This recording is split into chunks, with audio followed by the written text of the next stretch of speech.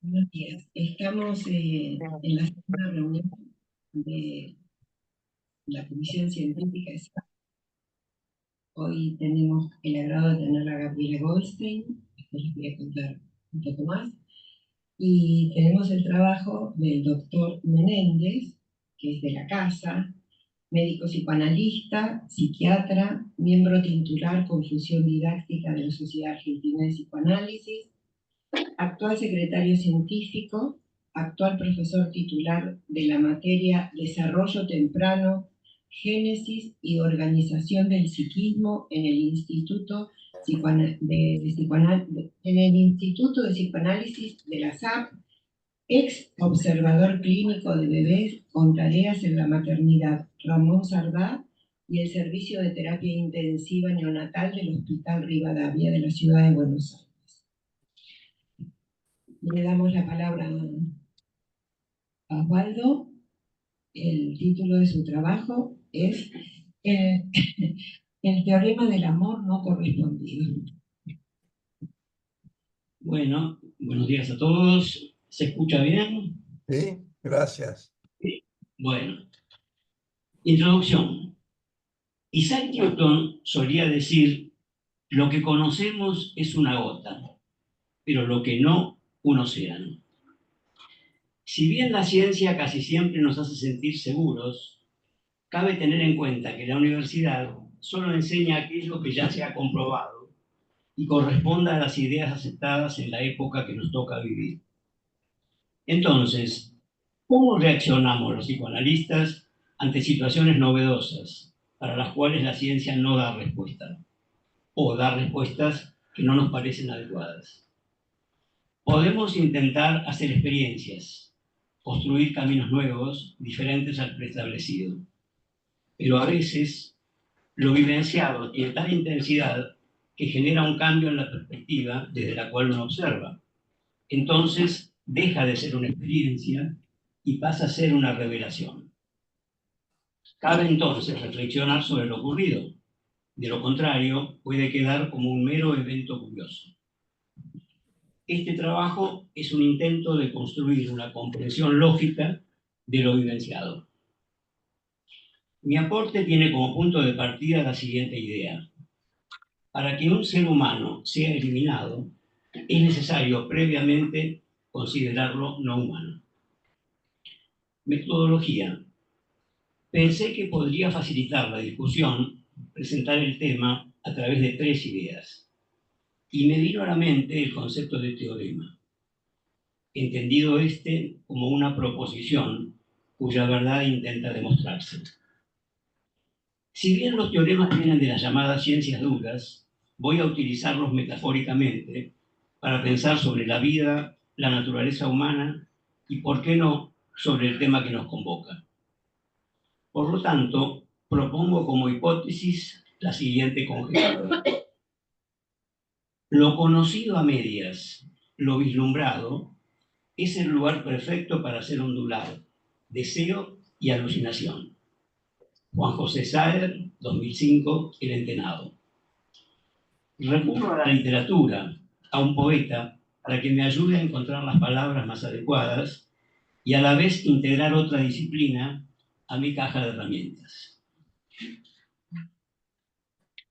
Como tesis, postulo el asombro y el amor compasivo como herramientas básicas para enfrentar tanto situaciones caóticas como el sufrimiento de los otros. Paso a recordarles su definición. Asombro, emoción que nos conecta con nuestro ser más profundo y despierta nuestras potencialidades más nobles. El asombro amplía la percepción del tiempo, altera la toma de decisiones y el bienestar. Amor compasivo. Es la fuerza capaz de contrarrestar el aspecto destructivo de la naturaleza humana y del sufrimiento que engendra. La persona compasiva es aquella que percibe el llamado del otro. Relaciono esta definición con el amor apasionado, con el concepto de fusión y el sentirse uno con el dolor ajeno. Como demostración del teorema, voy a utilizar una experiencia clínica. Trabajando como psicoanalista en una terapia intensiva neonatal, descubrí saberes que no provienen de la razón. Por ejemplo, se dice que cuando una mamá decide abandonar a su bebé, se las ingenia para no mirarlo y que la primera persona que lo encuentra, generalmente enfermeras o médicos, queda presa de la mirada de ese bebé y surge un temor ante un mandato ancestral inconsciente a adoptarlo. También puede ocurrir, y ese fue mi caso, que uno se sienta preso de una mamá enamorada de su bebé y opte por dejarse llevar por su mirada, aunque el hecho implique desafiar a la razón. Se trata de una señora de 30 años, que llamaré Sofía. Al hacerse una ecografía en su 5º mes de embarazo, le informan que su bebé es anencéfalo, pese a lo cual decidió no interrumpir el embarazo. Los primeros datos me llegaron de la neonatóloga que estuvo presente durante el parto y recibió al bebé. Ella me contó que los padres habían sido informados que la malformación que portaba el bebé era incompatible con la vida, ya que no tenía cerebro. Pero cuando ella recibió al bebé en manos del obstetra, si bien la impresionó la magnitud de la malformación y deseó que el bebé no viviera, la sorprendió la vitalidad del niño. Lo invitó el papá a que entrara. Este se acercó y lo contempló en silencio. 2 horas después, un enfermero le preguntó: doctora, ¿qué piensan hacer? La neonatóloga indicó que le pusieran una sonda nasogástrica para alimentarlo, ya que el bebé carecía del reflejo de succión. El enfermero preguntó: ¿para qué? Ella le respondió: es lo mínimo que tenemos que hacer, no lo vamos a dejar morir de hambre. Todo esto ocurrió un sábado. El lunes siguiente, al llegar al servicio de neonatología, noté un clima de mucha tensión. Gestos rígidos, mayor movimiento que el habitual, nadie sentado, muy poco diálogo. El jefe de servicio se me acercó y me pidió fuera a ver a una mamá que tuvo un bebé anencéfalo y lo trata como si fuera normal. Me sugirió la medicara y le prohibiera las visitas al bebé. Entré a la terapia intensiva para tener mi propia composición del lugar. Me acerqué a la incubadora donde estaba el bebé. Su mamá estaba a su lado.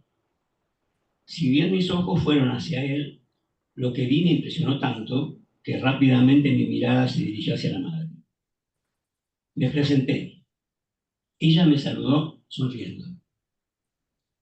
Le pregunté cómo estaba el bebé. Me dijo: bien, mírelo, es igual al padre. Claro, la frase me impresionó mal, pero me repuse y le dije que yo no conocía al padre, si podía explicarme a qué se refería. Es blanco y grandote, como el padre. Lo único que tiene mío es el pelo, lacio y negro. Sentí un nuevo estremecimiento en mi psiquesoma. Volví a observar al bebé y efectivamente era blanco y corpulento, pero yo no veía pelo. Al no tener calota, tampoco había cuero cabelludo. Yo solo veía las meninges cubriendo lo que había de cara. Había que hacer un esfuerzo enorme para ubicarse. Era como observar una disección en vivo. Yo veía dentro de la cabeza del bebé. Me repuse un poco y le pregunté: Sofía, ¿dónde ve pelo? Me contestó: en el cuello, acá atrás. Yo no había llegado con mi mirada hasta allí, pero al ella llevarme pude verlo, y efectivamente era del color de su cabello. Le pregunté cómo había sido el embarazo. Me respondió: bien, hasta que al 5º mes vine al control y me informaron que las ecografías mostraban una malformación muy importante. Pregunté si podía parar el embarazo. Y el obstetra me dijo que sí, pero necesitaba autorización judicial. Retiré el formulario y lo llené. Pero cuando iba a llevarlo al juzgado, algo extraño me pasó. No pude encontrarlo. Pensé: ¿se me habrá volado? Además, esa noche tuve un sueño. Mi hijo se aparecía y me mostraba la cara. Me decía, voy a apoyar la carita sobre tu panza para que me veas a través de la piel. El problema de la cara, que el ecografista me había mostrado, en el sueño se limitaba al ojo. Él me hablaba y me decía, excepto esto, soy igual a papá. Decidí continuar con el embarazo. Razoné así. Si perdí el formulario es porque tengo que seguir. Repensando lo vivido. Es muy difícil poner en palabras impresiones sensoriales. Quizás sea la parte más difícil de la construcción de un relato, pero las teorías y modelos psicoanalíticos suelen sernos útiles. Por ejemplo, el modelo de los órdenes paterno y materno me permitió pensar que yo estaba sintiendo una fuerte presión del orden paterno desde el jefe de servicio para frenar el desarrollo de este proceso. Como médicos, compartíamos una identidad de percepción. Los dos veíamos un anencéfalo que nos disgustaba ver. También teorías y una bibliografía que establece que mueren durante el embarazo, el parto o pocas horas después. El significante anencéfalo estaba inscrito en nuestras mentes como no viable. Con todo esto puesto, me acerco a la madre, que me genera un doble estremecimiento, al decirme que es igual al padre y al mencionar el color del pelo. Creo que recién cuando pude ver el pelo, pude también ver a la mamá y al bebé entrelazados. Entré en el orden materno. Entonces me di cuenta que iba a depender mucho del sentido que yo le diera a la situación, que este bebé terminara en exposición dentro de un frasco de formol o que siguiera vivo en la terapia. Para alcanzar este objetivo era necesario lograr que el equipo médico también viera el pelo y se enteraran que el bebé ya hablaba durante el embarazo a través de los sueños maternos. Había que construir un campo transicional que permitiera revisar lo establecido, darle tiempo y presencia a la madre y modular la ira, el malestar y el rechazo que generaba la decepción ante lo encontrado. Considero que tanto la neonatóloga, cuando dice que era lo mínimo que teníamos que hacer, como la madre, cuando dice, si perdí el formulario es porque tengo que seguir, señalan la presencia de un o unos terceros que parecen llevar el hilo conductor de la trama. Descubro en la madre una organización interna que funciona con independencia de las restricciones externas.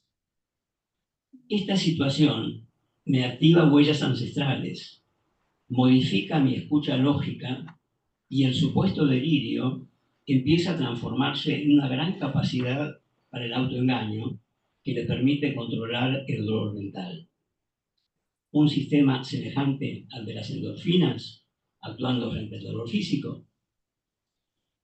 La clínica nos indica seguir, aunque lo que aparezca no nos guste. Seguir, sostener, contener.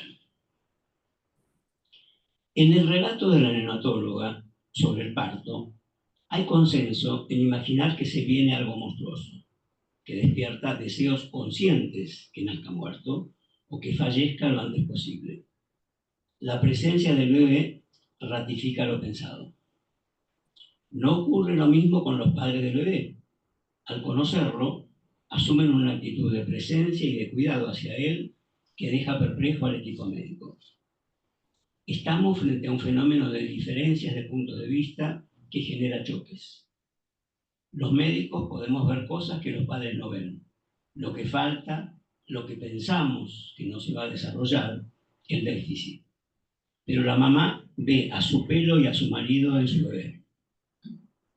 Los padres, con su actitud de presencia y de cuidado, simbólicamente representan el sostén emocional. Dicho sostén es imprescindible para la construcción intersubjetiva del sujeto.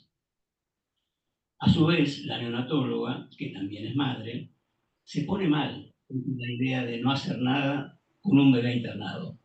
simplemente porque se va a morir. Su indicación del sostén nutricional, la sonda nasogástrica, choca con las indicaciones del jefe de servicio y lo irrita, pero con su accionar aporta un elemento sin el cual la vida no es posible. El concepto de sostén, enunciado por Winnicott, es un concepto ontológico que primariamente estaría relacionado con la existencia misma y su relación con el tiempo. Representaría la primera manifestación del otro, en mayúscula, ante la presencia de un ser vivo. La necesidad de alguien estando en continuidad. Una frase desprovista de sujeto y compuesta por verbos, pero entendida como señal de amor.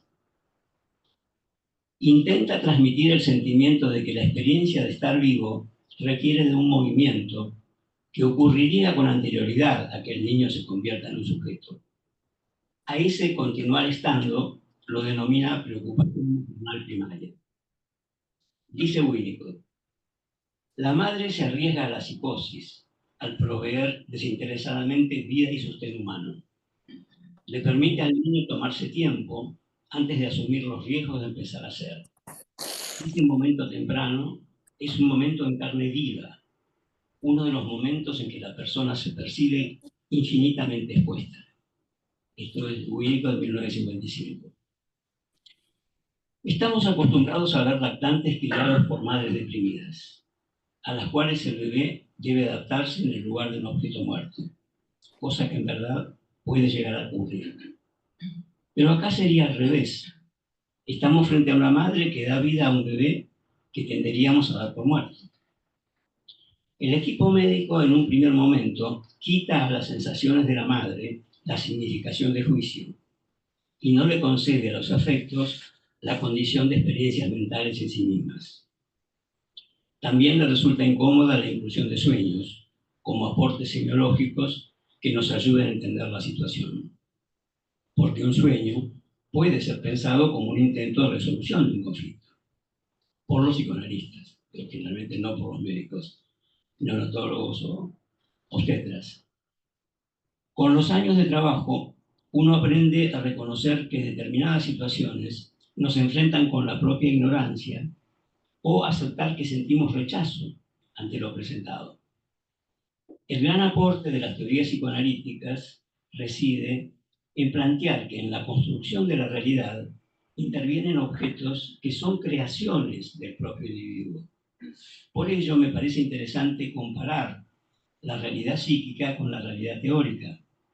Ambos campos contribuyen al conocimiento de la realidad y constituyen aportes tanto del investigador científico como del sujeto psíquico, respectivamente. Yo nunca puse en duda que los anencéfalos tenían una corta vida. Me parecía obvio. Pero estar en el lugar de los hechos e incluir la pregunta del enfermero sobre para qué la sonda y la impactante respuesta de la neonatóloga, no lo vamos a dejar morir de hambre, me permitió entender mi error y modificó mi visión del problema. Todo bebé, y toda persona mayor, diría yo también, porque sería todo bebé sin reflejo de succión, o toda persona mayor que pierde esa función y al que no se le ponga una sonda, deja de ser viable. Entonces tenemos que tener presente tanto el concepto de patología teórica como el de sutilezas del lenguaje, que hablamos a través del trabajo de Rafael, digamos, en la reunión anterior. Empíricamente, la inclusión de la sonda modificó no solo el diagnóstico, sino el pronóstico del paciente. Pero como psicoanalistas, ¿hasta dónde estamos dispuestos a compartir? A sumergirnos en el océano de lo no conceptual, a establecer una conexión profunda con lo íntimo. ¿Cómo aprendemos de lo que vivenciamos? ¿Qué nos lleva a remontarnos a un sitio previo a la instalación del tú y nos remite a un adentro compartido? Ya no se trata de conocerse, sino de confiar en ese otro ser humano al que quiero ayudar, pero que tiene mucho conocimiento a aportar. ¿Qué es lo que nos lleva a aceptar la propuesta? Quizás el poder confiar en nuestro instrumento de trabajo y conocer las limitaciones propias, como la propia capacidad de asimilación para incorporar nuevo conocimiento sobre el sí mismo del otro. Reconocer también temores y anhelos personales que puedan llevarnos a aceptar esta fusión que el otro nos solicita.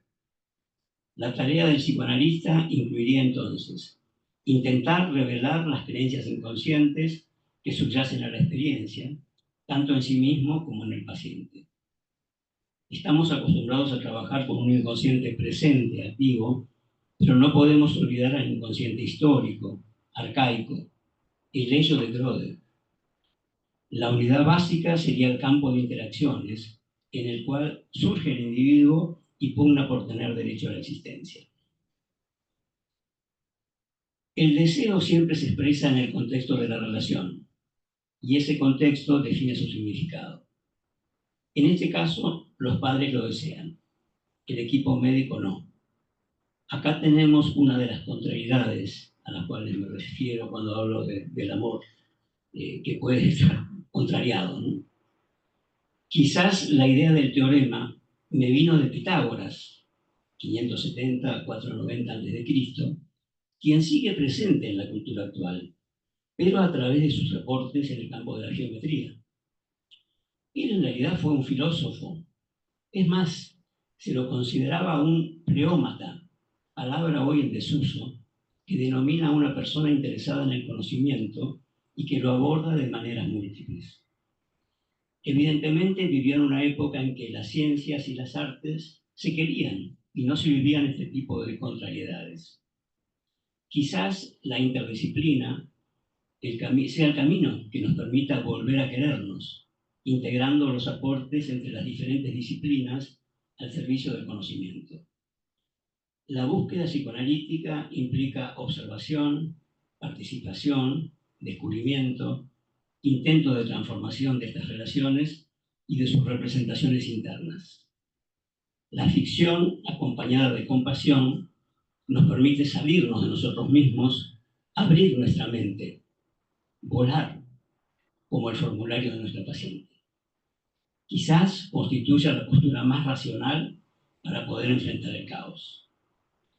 Me despido con una frase de un psicoanalista poeta de nuestra querida institución. ¿Cuánto afectan, inhiben o impelen los ruidos del mundo y el sufrimiento de los otros a este ser que voy siendo en virtud del análisis? Rafael Paz, 2024, Raíces Desnudas. Gracias, Osvaldo. Bien. Ahora vamos a escuchar el comentario de Gabriela Goldstein.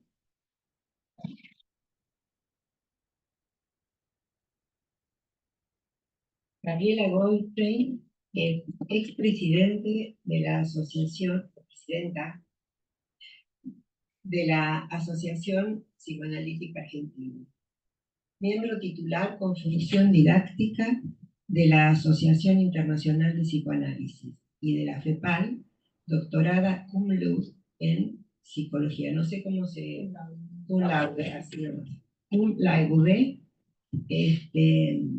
en psicología en USAL. Miembro del board de los encuentros latinoamericanos sobre el pensamiento de Winnicott desde 2018.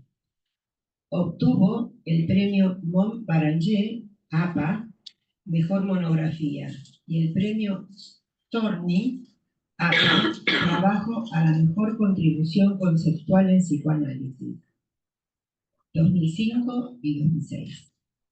Publica el libro La experiencia estética, escritos sobre arte y psicoanálisis, editorial del Estante, Buenos Aires, 2005.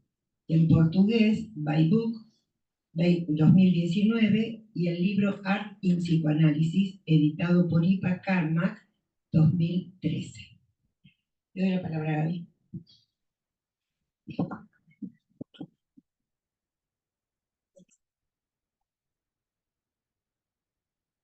Bueno, buen día. Muchísimas gracias por la invitación. Es un gusto estar aquí con los amigos, colegas del SAP.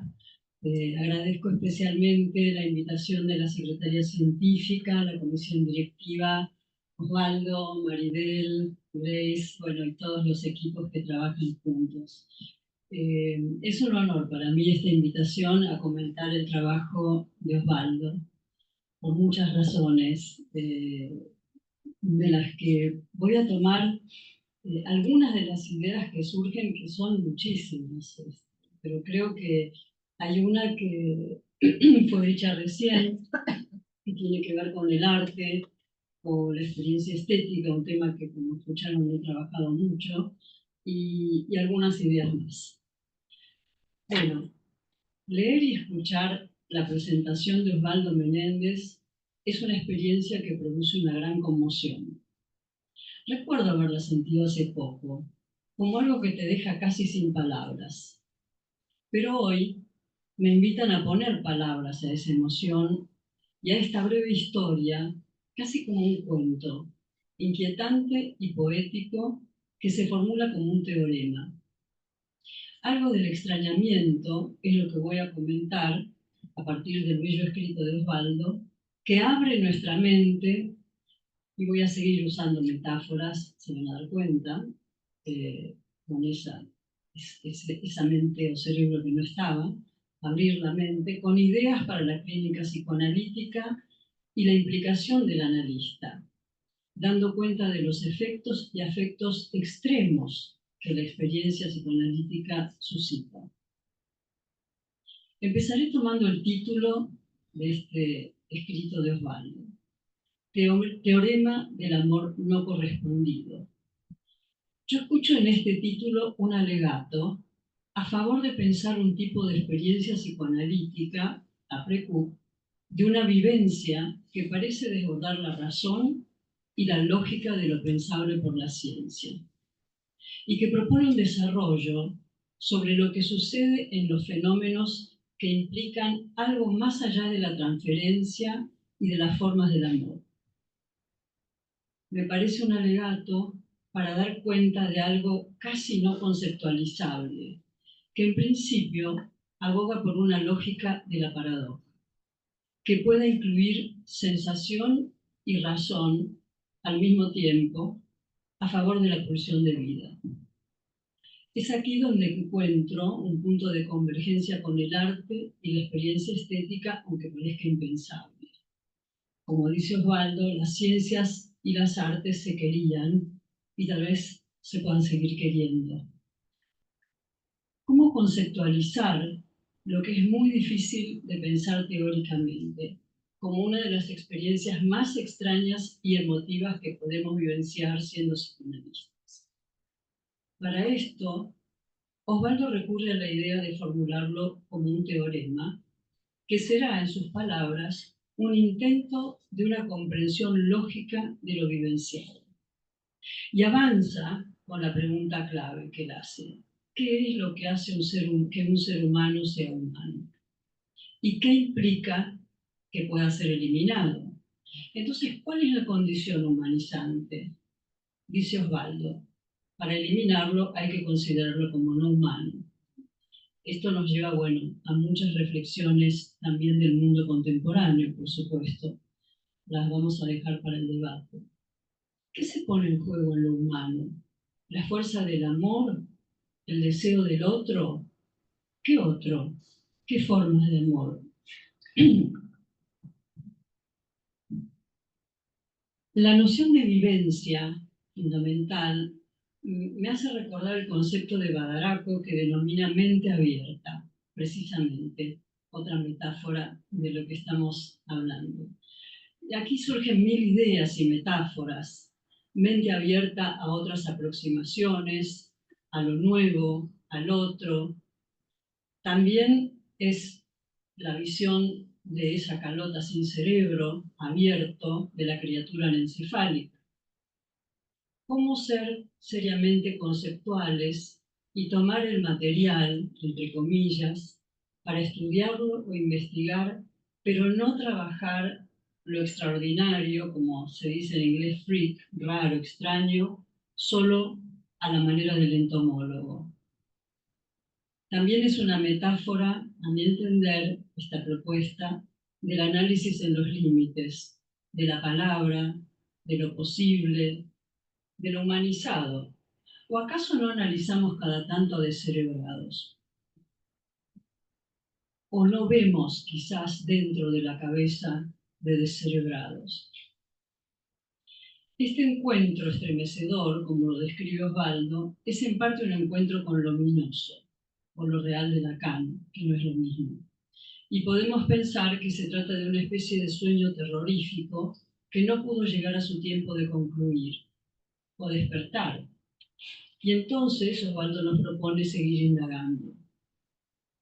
En este escrito resuena lo que me parece que puedo aportar como algo así como un modelo de la experiencia estética que he desarrollado, donde no se exige la razón y la sensación como excluyentes, sino todo lo contrario. Ambas coexisten en una forma que denominé de pensamiento sensible. En un estado particular con otro, que genera un espacio intermedio, como bueno, fue dicho a lo largo del texto, que admite lo extraño, lo no articulado y lo informe. La pregunta por el amor compasivo me recuerda una película, el film de Guillermo del Toro, no sé si lo vieron, La forma del agua, un film maravilloso, y uno se pregunta cómo dar forma a lo que no tiene forma, sin encerrarlo, sin que quede solo contenido en algo. Es un film maravilloso sobre el amor compasivo y lo tremendamente extraño que puede llegar a ser amable, y no solamente un experimento al servicio de la ciencia y luego descartable, y tampoco que sea visto como el enemigo. Allí hay una forma que se da en el amor y el asombro. Después voy a hablar de amor y asombro, que son, más allá, por supuesto, de la definición que da Osvaldo, como saben, son clave de la poética de Aristóteles. Es el efecto de la tragedia en Aristóteles, en la poética, pero además es lo que activa en esa combinatoria el pensamiento profundo, una forma de pensar filosófica y poética. Creo que la dimensión poética recorre esta presentación. Hay algo más allá de lo imaginable que queda como resto de las operaciones estructurantes de la vida. Pero en este caso no es estructura, no queda como resto de una estructura. Y sin embargo, por alguna razón desconocida, lo inviable sigue existiendo. Entonces es el resto que aparece como un objeto vacío, como descerebrado. Y también es el lugar del residuo o el desecho, donde podría haber quedado este neonato, como se escucha insinuar al enfermero o aludir indirectamente a los médicos. Pero hay desechos y desechos, sugiere Lacan en el Seminario 15. Algo de esto me parece que está en juego en el trabajo que implica, en la posición, por supuesto, de este analista, Osvaldo, cómo mover la posición subjetiva en la posición melancólica y ofrecer el tiempo necesario para el duelo y la inscripción de la pérdida. Y en todo este rodeo, el amor-compasión, que va enhebrando el dolor, puede trabajar activamente. Pareciera que la lucha por dar lugar a lo impensable, lo que parece un desecho, implica una transferencia extendida que pueda habilitar algún índice del duelo. Parece que Osvaldo nos plantea algo así como que entre el plus y el residuo podemos bordear el sistema médico, el sistema lógico, el sistema de pensamiento, los sistemas. Y hacer algo con eso que puede ser captado en el arte del psicoanalista creativamente. Porque el arte trabaja con lo que queda, lo traumático y lo ominoso, como posibilidad de crear un mundo propio. Sin palabras y a veces con ellas, acompasadas por poesía. En cierta forma, en el nacimiento del objeto como tal, hay duelo, pero también hay poesía. En la experiencia estética, entendida como experiencia de borde, como la propongo, se trata de un encuentro, voy a explicar por qué pienso que no es que es un encuentro con algo bello, obviamente, sino que tiene que ver con este estado de conjunción de la razón y la sensación al mismo tiempo, pero además, porque en el encuentro con lo bello, en la experiencia estética, se vela lo real. Entonces el arte aparece como condición de reencuentro y elaboración del trauma. Y siguiendo a Lacan, hablamos de una experiencia estética que implica el encuentro con lo real. Yo creo que algo de esto ha sucedido en este encuentro que tuvo Osvaldo. En el texto Lo bello y lo siniestro de Eugenio Trías, él remite a las categorías estéticas cuando escribe que lo siniestro es condición y límite de lo bello. Por ejemplo, voy a traer un ejemplo del arte. Me interesa la artista argentina Nicola Constantino, pues la conocen, no traje imágenes hoy, que juega con lo siniestro, pero en este caso aparecería invertido el efecto de lo que nos presenta Osvaldo. Como la pulsión inconsciente, cuando ella, la artista, se embaraza, lo refiere en un texto sola, por inseminación, ella construye un doble literalmente, y dice que es para estar acompañada. Pero cuando nace su hijo lo destruye, porque dice, y acá la cito, no quería que Aquiles, su hijo, viera ese monstruo igual a su madre. Con mucho dolor tomé la difícil decisión de deshacerme de ella, la doble, y terminé arrojándola por una escalera. La historia que se ve en Trailer, que es un film que hace Nicola Constantino, es real. Obviamente jugamos con los significantes, por supuesto, real, monstruoso, y esta inversión en donde ya no es el anencéfalo el monstruo, sino la madre. Mil ideas parece que despiertan entonces todo esto en un alma estremecida y la acercan eventualmente a la experiencia de una despersonalización, puesto que los afectos extremos vividos dan cuenta de la dimensión sensorial y corporal, que muestra la naturaleza más originaria que proviene de la sustancia de la creatividad primaria. Como en el arte y la creación, en este proceso la experiencia trasciende lo bello y lo placentero. En otro nivel se admite, como la paradoja de Winnicott, lo que es, lo que existe y lo creado. Para mantener la existencia de cierta relación, esto no es de Winnicott, entre pensamiento y no pensamiento. De cierto modo, de presencia del pensamiento, de la materialidad sensible y del sentido de lo insignificante, que es algo que dice Rancière, un estudioso de la estética, y que para él constituye el régimen estético del arte. Entonces, ese sentimiento, esa sensación tan tremenda, implicaría un extrañamiento en toda la situación, pero no patológico, sino como condición de posibilidad de la experiencia estética, digamos, la experiencia, y es un fenómeno en el cual la percepción y su alteración tiene un lugar fundamental en el que surgen claves para nuestra tarea clínica psicoanalítica, como lo expone este escrito. Esta experiencia es un encuentro que en el arte también produce una alteración específica de la percepción por fuera de la patología. Y me interesa remarcar esto. Es un permiso para ver y no ver, lo que no se podría hacer con palabras como cualquier otro hecho de la vida mímica. Algo de esto me parece que sucede en el campo transferencial que se desliza en esta historia. Un estado que he denominado extrañamiento poético. Y se configura una topología cuyas características específicas tratan de un espacio compartido, en el cual podemos destacar la hegemonía, como se dijo a lo largo de la lectura, del espacio intermedio, que en estética es heredero del pensamiento de Heidegger. Este espacio, en términos psicoanalíticos, cercano al concepto de campo de Baranger y, por supuesto, espacio transicional de Winnicott, alude a la configuración de un espacio singular que acepta una ambigüedad esencial en la cual sujeto y objeto, por así decirlo, se encuentran en una relación donde, aunque no percibidos, los vínculos son múltiples, variados en un espacio tercero. Así también encuentro que se pone en juego el reencuentro con el objeto perdido, que convoca algo inquietante, ominoso, como ese encuentro inicial que tiene Osvaldo con el neonato, y que permite que ese encuentro sea una experiencia vivenciada.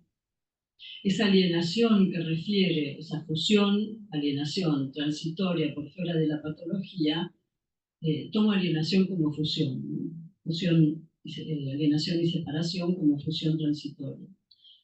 Es lo que da cuenta de la condición de mediación necesaria para que se produzca la experiencia. Es como el enamoramiento-fusión, o probablemente, le preguntaría a Osvaldo si tiene que ver con el amor-compasión. Esta experiencia nos sitúa en el umbral de la percepción, convocando el libro de Aldous Huxley. Es una suerte de alienación temporaria que produce una conmoción sensorial que toca el inconsciente y el ello de Brodeck, como lo dijo Osvaldo, el cuerpo que resuena en su dimensión más real en los instantes en que se va configurando el pensamiento o la representación o la idea. Y esto tiene relación con lo que dice Osvaldo como revelación, que es así como, podríamos pensarlo como el instante en el trabajo analítico, históricamente hablamos de insight, en el que se produce una especie de iluminación. En ese estado los lazos con la realidad se aflojan, como en los momentos de duermevela, de sufrimiento, y hay otro modo de aparición, que se relaciona también con la obnubilación, el enamoramiento y la reflexión. Se trata entonces de un encuentro con lo real, pero en este caso es sin la veladura estética, pero al calor de la transferencia.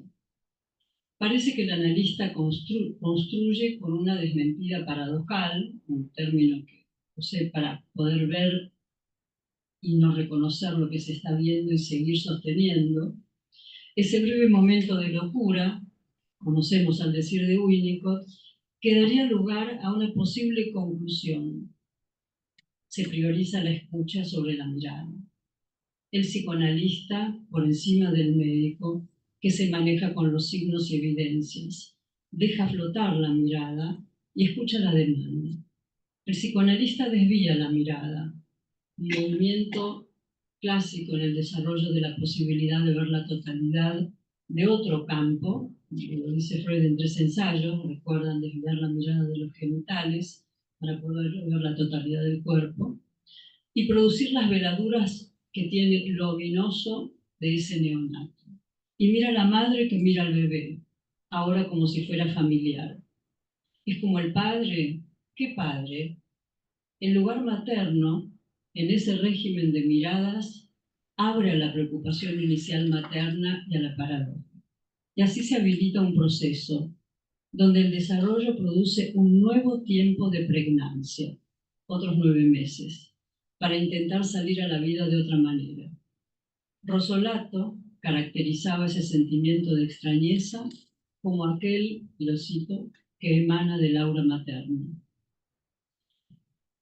¿Cómo vamos en el tiempo?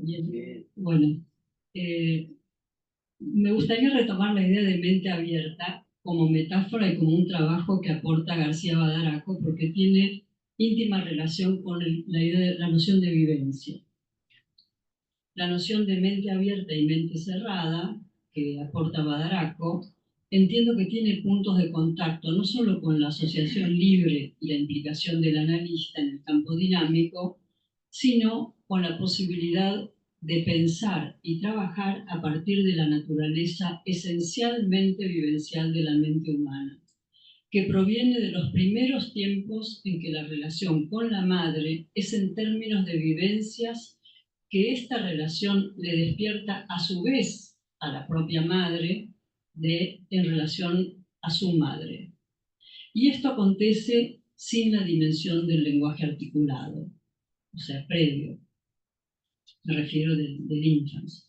Este intercambio vivencial es creativo cuando se trata de una relación, obviamente, donde no hay una madre muerta, pero en términos de Badaracco, donde no hay lo que él denomina la mente cerrada. Esto sucede con el mundo vivencial, que naturalmente se despierta cuando la mente percibe el halo, habla de un halo vivencial, que rodea el significado de las palabras. Esto implica la posibilidad de la metáfora, obviamente, y que normalmente se despierta cuando la mente está abierta. Me parecía interesante jugar con este estado de abierto real, entre comillas, y la posibilidad de una mente abierta en otro sentido. Entonces, el dispositivo, en el caso de Badaracco, bueno, son estas clínicas multifamiliares, pero pienso que Osvaldo configuró un dispositivo en el espacio de la clínica para los neonatos. Se creó una experiencia compartida para aprender a escuchar las vivencias. Me parece que esto es importante porque estas vivencias con los otros no son solamente ideas. Si bien el psicoanálisis no es el arte, puede aportar datos a la elucubración del inconsciente. Hace poco, en una exposición en la Bienal de Venecia, pusieron como frase guía el libro de Leonora Carrington llamado La leche del sueño. Y esto aporta ideas, a mi entender, para nuestra investigación en relación a la patología y al arte. Porque sabe conocer estos restos o residuos o fragmentos o lo real que flotan en el mar, o como dice Osvaldo, en un océano, como huellas de perceptos o sensaciones. Y podemos hacer algo con ello. De la misma forma que Leonora Carrington, que si bien tuvo una internación por un brote psicótico, siguió escribiendo y pintando con su inconsciente casi a cielo abierto. Inconsciente a cielo abierto es un libro que lo dije pero me lo olvidé. Colette Soler. Es el libro de Colette Soler sobre la psicosis. La respuesta y presencia del otro, pero creo que son todas metáforas que tienen que ver con este estado de sin cerebro, de neonato-encéfalo, ¿no? A cielo abierto. La respuesta y la presencia del otro hace que esa leche o alimento por sonda nasogástrica sea como amor y como respuesta significante de otro que dio tiempo para ser soñado y eventualmente despedido. Osvaldo escucha ese deseo. El deseo me transporta al otro. Podemos trabajar con un inconsciente a cielo abierto, crear atmósferas respirables con otro y recuperar fragmentos de historia y hacerlos amables. Tenemos que estudiar la vida cotidiana, que es también extraordinariamente extraña. ¿Cuánto tiempo nos quedó? 5 minutos. Bueno, hay un gran tema también. Yo marqué tantos temas interesantes acá, pero bueno, lo vamos a desplegar con ustedes. Quizás que lo llamé el juego de las miradas. Hay todo un largo fragmento en el que Osvaldo describe no mirarlo, quedar preso, la mamá enamorada, mirar, la impresión, sus ojos, mis ojos, mi mirada, me presenté, mírelo, dice ella, igual al padre, estremecimiento en el psiquesoma, observar, dónde ve el pelo. Yo no había llegado con mi mirada hasta allí, pero ella, al llevarme a ese lugar, pude verlo. Todo este juego, entre comillas, de miradas que Osvaldo pone de relieve, es muy significativo para la construcción que se puede hacer en este dejarse llevar para ver lo que no podía ser visto o lo que no tenía lógica. Bueno, tengo mucho más para decir, pero por ahí voy a cerrar un poco diciendo que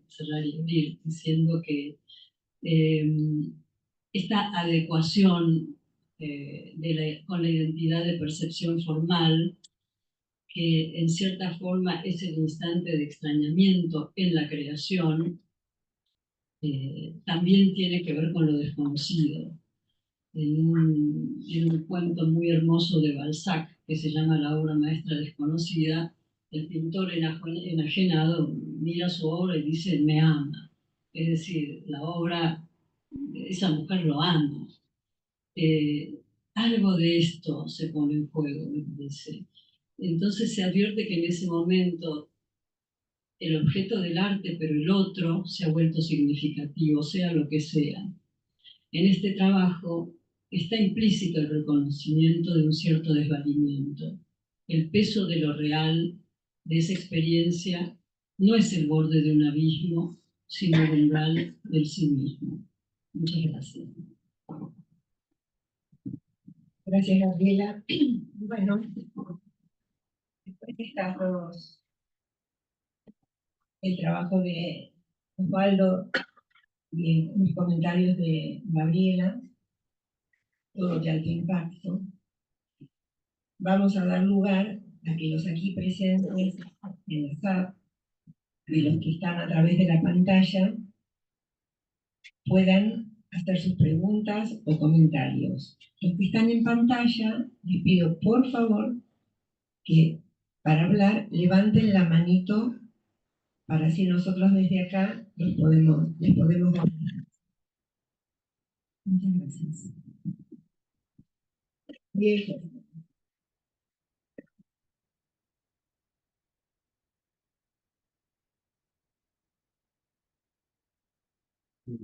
Bien.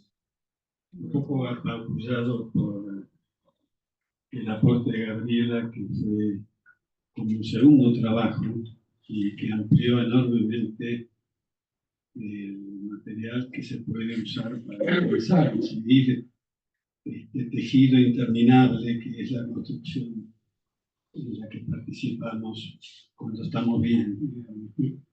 Y vamos ampliando el territorio que cubre el psicoanálisis. Mucho por la integración con otras disciplinas, ¿no?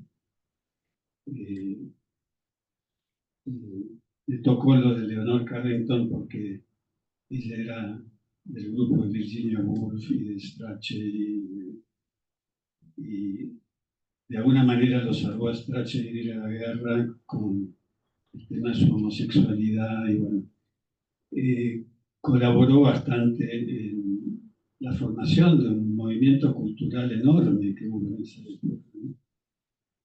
Lamentablemente estaban imbuidos también de un impulso destructivo, porque muchos se terminaron matando a sí mismos, ¿no? Pero creo que Osvaldo tiene un programa de trabajo por delante, de la vivencia, la experiencia, un trabajo sobre eso, pero todo el camino que hay entre la vivencia y la experiencia, con la incorporación de la palabra y la posibilidad de formular aquello que se vivió, porque no sé si uno puede mirar una vivencia, es decir, puede, es casi como una construcción cuando uno la mira, porque tiene que tomar en cuenta varios elementos. Y en los bebés, sobre todo, la progresiva tendencia al desarrollo nos va llevando solos de la vivencia a la experiencia, que es algo así como la integración de las vivencias y la apertura a la palabra, es decir, hambre, mamá, duele, ¿no? Hay una cosa que me interfiere permanentemente, que es esta sensación que, sin querer, Osvaldo nos llevó también a la realidad que estamos viviendo. Es decir, aparece un descerebrado y hay gente que lo quiere matar y gente que lo nutre. Y entonces ahí hay como dos bandos y un descerebrado que sigue haciendo cosas porque no se va, no se murió. Entonces, de alguna manera, estuviste influenciado por esto que estamos viviendo, salvo que lo hayas escrito hace 3 o 4 años. Más. Hace muchos años que lo vengo escribiendo.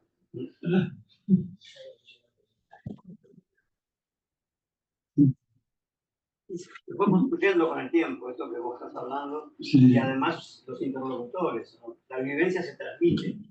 Claro. Es decir, la vivencia se transmite y se puede poner palabras cuando el otro le da sentido. Y es la que nos permite a veces hacerlo con entusiasmo, ¿no? Que es con los dioses adentro, enteos. El entusiasmo es esa derivación del griego, enteos.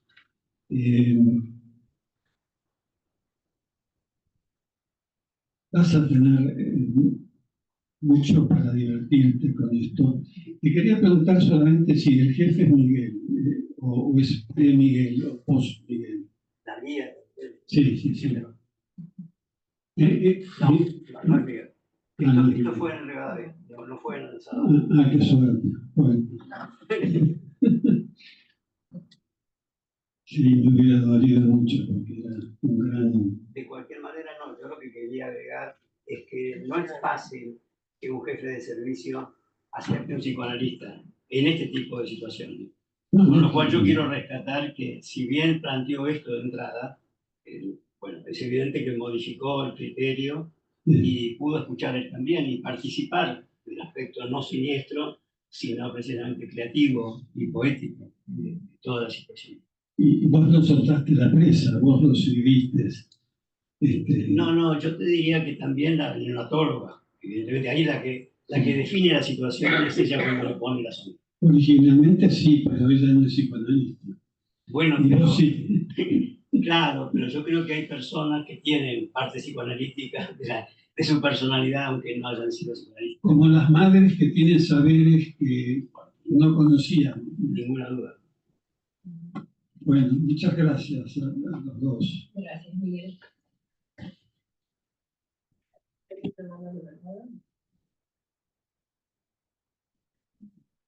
Silvia. Gracias.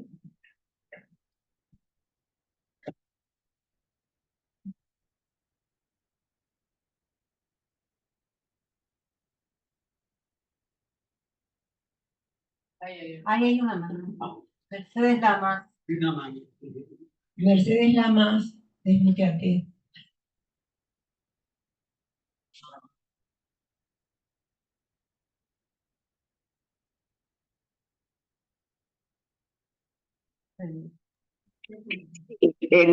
Ya activé el audio. En principio, agradecer la participación en estas 2 exposiciones que me parecieron extraordinarias. En primer lugar, la originalidad en el planteo del doctor Menéndez, que es riguroso en la exposición desde el inicio a la conclusión, con todo su desarrollo. Segundo, destacar la humanidad de su posición, que en contra de lo real o de la teoría, no sé cómo llamarlo porque no soy, no tengo la terminología vuestra, pero me pareció de una sensibilidad increíble.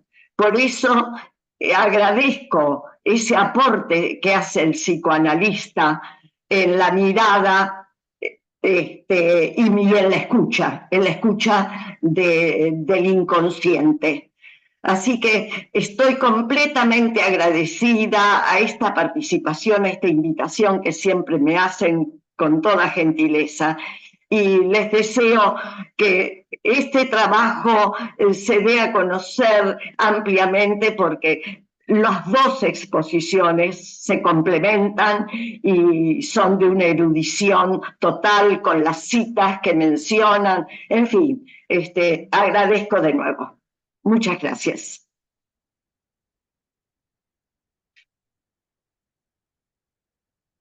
No sé si me oyeron o no.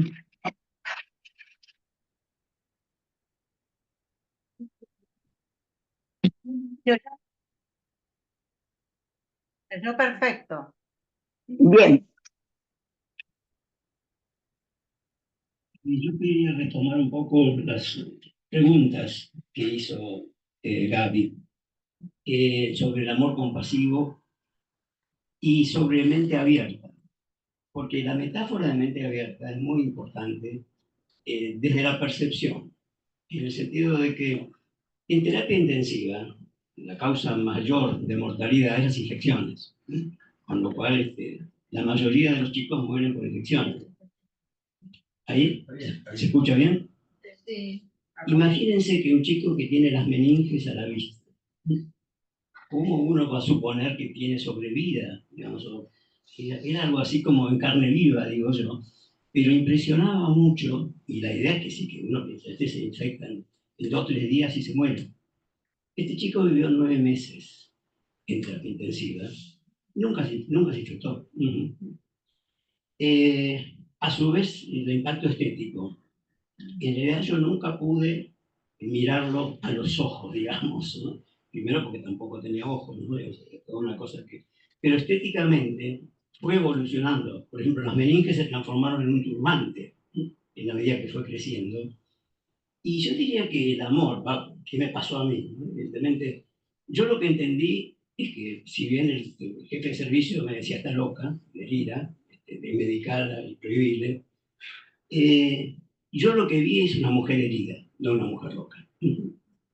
Y a su vez, el amor que ella me transmitía por ese chico, supongo que me remitió a mi madre, ¿no? A la idea de, bueno, pero este chico tiene una suerte bárbara, digamos, está condenado a morir, pero acá podemos darle tiempo a que este amor se desarrolle y que esta mujer realmente pueda sentir que lo va a querer mientras esté vivo. Y biológicamente el chico respondió. Lo que ella percibe, y la neonatóloga también, que también evidentemente depende del chico, no es solamente el entorno, ¿no? Como que este chico traía una gran potencialidad de vida. Y además encontró un entorno que sí, digamos, que una madre acorde a esta vitalidad. ¿Y quién era yo? ¿No? Para cuestionar, digamos, como médico, que este chico muriera cuando él lo decidiera, ¿no? Pero la idea de la sonda despertó en el servicio toda una situación que yo diría que sí tiene que ver con esto de que vengo escribiéndolo con los años, porque inclusive cuando yo lo presenté en el hospital, en un Ateneo, tuve que cambiar el vocabulario. Es evidente que la manera de hablar de los psicoanalistas, esto que plantea Gabriela, que es riquísimo para nosotros, y que a mí me abre nuevos campos, no, en un Ateneo médico esto no va. Es más, el jefe de servicio, cuando presenté el Ateneo, me dijo, sacalo de los sueños. Como que eso, y bueno, de que yo no puedo sacarlo de los sueños, es fundamental. Pero esta posibilidad, cuando yo hablo así del amor, de las ciencias o de la interdisciplina, el factor afectivo es fundamental. Por ejemplo, el jefe de servicio era jefe de neo, pero a su vez dependía del jefe de pediatría. Sería en todo caso la guía que vos años atrás. La jefa de servicio de pediatría en ese momento fue la persona que yo diría que permitió la entrada. ¿Pero por qué? Porque ella había nacido en ese hospital en la época que no había incubadoras. Entonces, cuando ella nació, le dijeron a los padres, lamentablemente, bueno, ha nacido antes de tiempo, no va a vivir, y bueno, estaba como condenada a morir cuando nació. Pero tenía un abuelo alemán que fue y dijo, pero ¿y ustedes qué hacen con estos chicos? Entonces dijeron, tenemos una habitación con calefacción, como si fuera un pollito, ¿no? Y los ponemos acá. Y el abuelo dice, ¿y si yo pongo en mi casa, ustedes me dicen qué temperatura, las mismas condiciones, ¿me la puedo llevar? Sí, sí, debe ser. Tuvo la suerte que nació en agosto, y se ve que fue un verano cálido. La cuestión que llegó marzo, seguía viva, y ella me contaba. Bueno, después preguntaban por mí, y yo ya estaba en el colegio primario, estaba en el secundario, fui médica, y mirá dónde llegué, soy jefa de prematuros, decía ella. Y esto llevaba inclusive a peleas, porque además es una cosa que a mí me impresiona, que por ahí vos podés contar también tu experiencia. ¿Sí? La mayoría de las neonatólogas en la actualidad, o pediatras, son mujeres. Entonces yo llegaba, me ponía el guardapolvo, me metía ahí en la habitación de los médicos y escuchaba comentarios, ¿no? Entonces, por ejemplo, escuchaba una médica que le decía a otra, viste, nació este chico de 1,5 kilos. La madre tiene 4 hijos, ojalá que se muera. Yo sé, ¿cómo puede ser que digan estas cosas? Pero de entrada no me animaba a hablar. Hasta que un día medio empecé a discutir, ¿no? ¿Cómo vos sos pediatra y querés que un chico se muera? Una cosa así.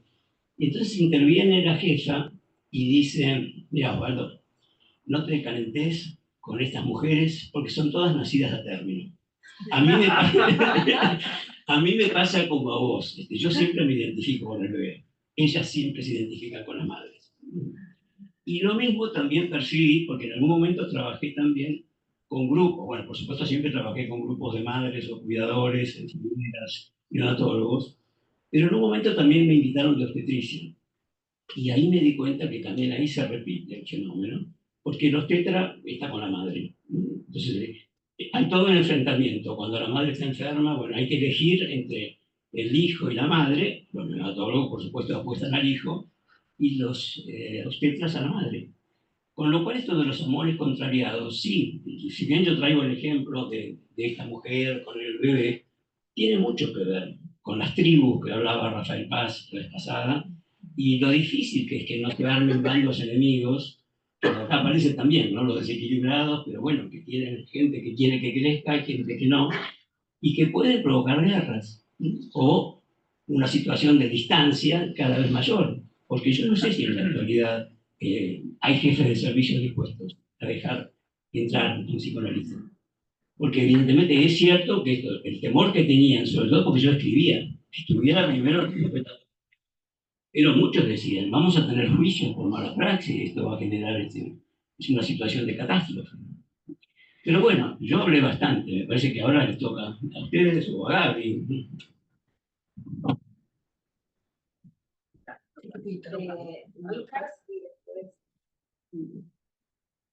Bueno, me parece riquísimo todo lo que se está diciendo y agradezco mucho los escritos y los intercambios. Hay una parte del sueño de la mujer que me llama mucho la atención. Esa en que dice que el bebé, si no recuerdo mal, apoya su cara en la panza, en el lado interno de la panza, para que puedas ver su cara, ¿no? Mi carita o algo así.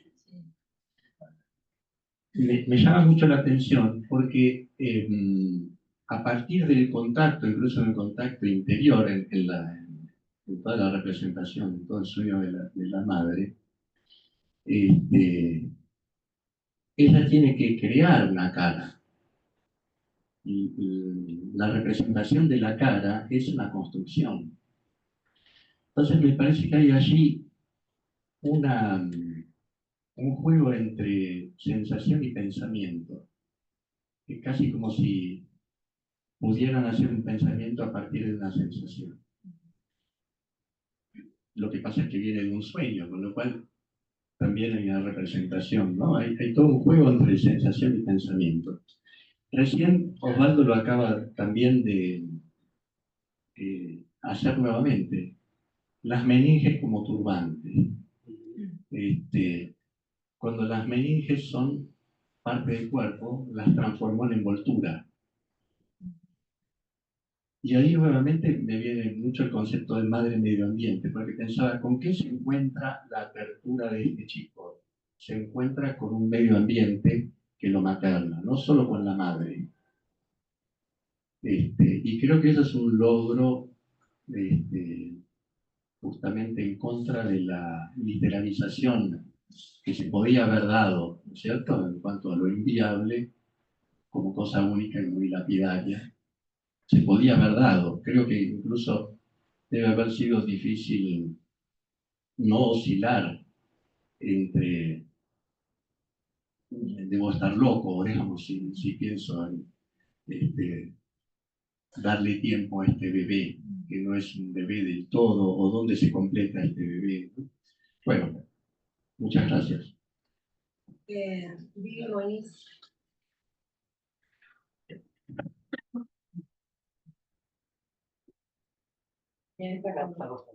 Bueno, un trabajo despierta varias cuestiones más cuando tiene varias aristas, ¿no? recién miraba el diccionario, que es un teorema, ¿no? Y pensaba en el título, el amor no correspondido, ¿no? Y pensaba en el artista que ama su obra y se hace amar por su obra.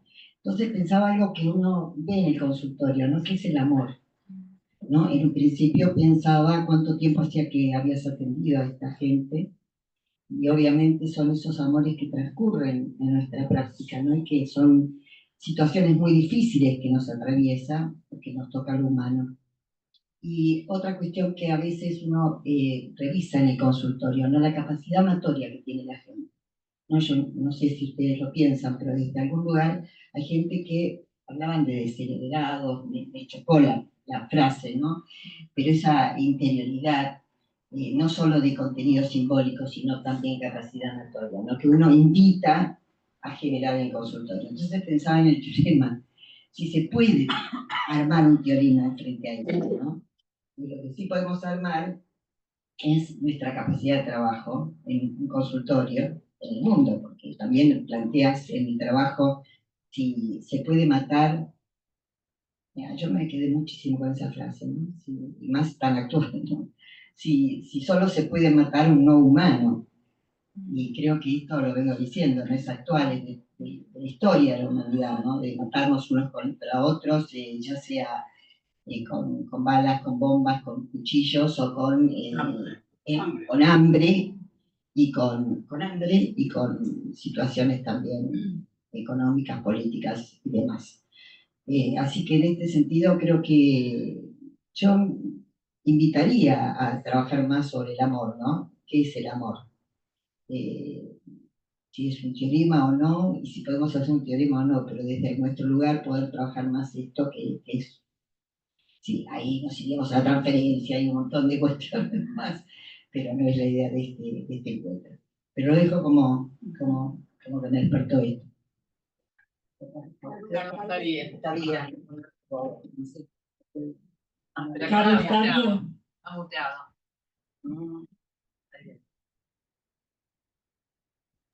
Carlos, tenés que desmutear. Hola, Ah, Carlos. vale. Hola, buen día. Buen día. Hola.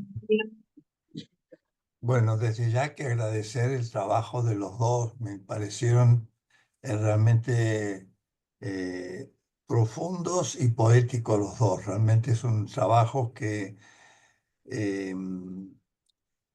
tienen un problema para mí, sobre todo el trabajo de Osvaldo, y es que uno no lo puede leer muy rápido, hay que leer de a poquito, como gotitas que uno tiene que ir saboreando porque es un trabajo que conmueve mucho y poder pensar lo que conmueve es algo que realmente reclama tiempo. Yo ya lo había leído, lo volví a escuchar y la verdad que entonces digo, bueno, voy a decir algo, pero lo voy a escribir porque si no, no lo voy a poder decir. El trabajo de Mirta también me pareció exquisito, ¿no? Y me gustaría leerlo, porque a veces uno escucha y queda más el impacto estético que no la riqueza de los conceptos, ¿no?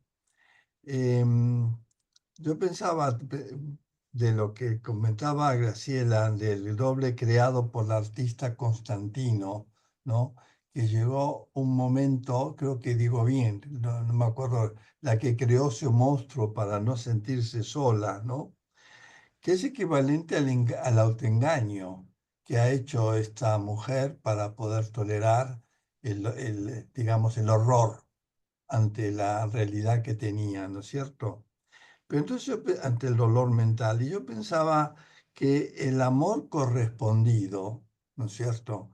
Digamos, que expresa el clínico o el psicoanalista, es cuando tiene la capacidad de esperar el momento en que el paciente sea capaz de arrojar por la escalera al monstruo, no precipitarse, ¿no? Que el amor de tener nosotros la capacidad de esperar, porque el problema es que si nosotros intervenimos demasiado o queremos decidir el momento en que el paciente tiene que arrojar al monstruo por la escalera, provocaremos una catástrofe, en vez de provocar en que dar espacio a una revelación o a un cambio catastrófico. que sería lo que va a producir la posibilidad del pensamiento. Yo pienso que el concepto de amor correspondido es un concepto muy rico, ¿no?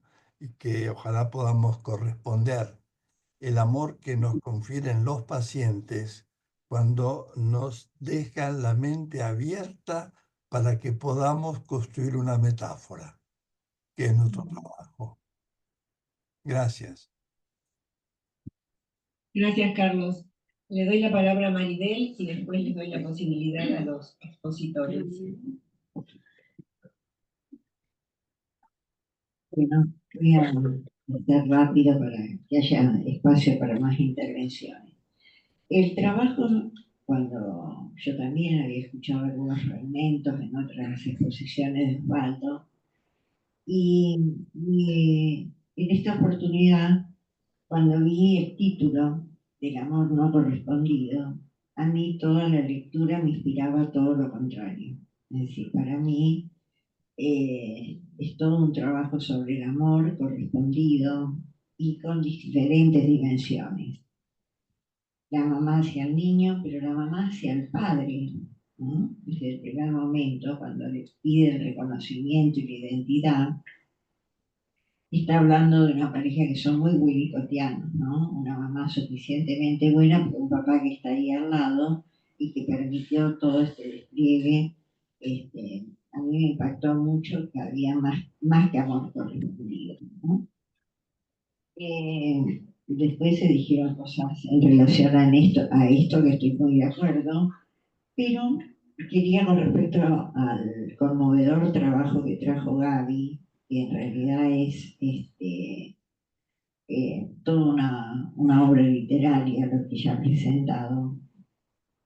Y bueno, no puedo analizarlo minuciosamente como ha hecho ella cada espacio, pero mientras ella lo leía, me dio la necesidad de compartir algo que me conmovió esta mañana.